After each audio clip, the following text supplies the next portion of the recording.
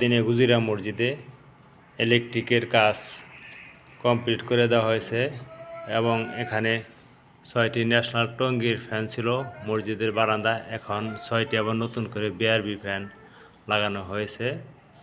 পরিষ্কার পরিচ্ছন্ন আল্লাহ তাআলার পবিত্র ঘর, মসজিদ ঘর।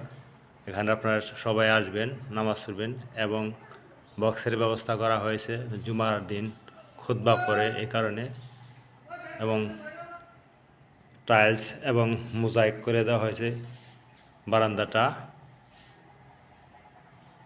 সকালে আসবেন, মসজিদে নামাজ পড়বেন।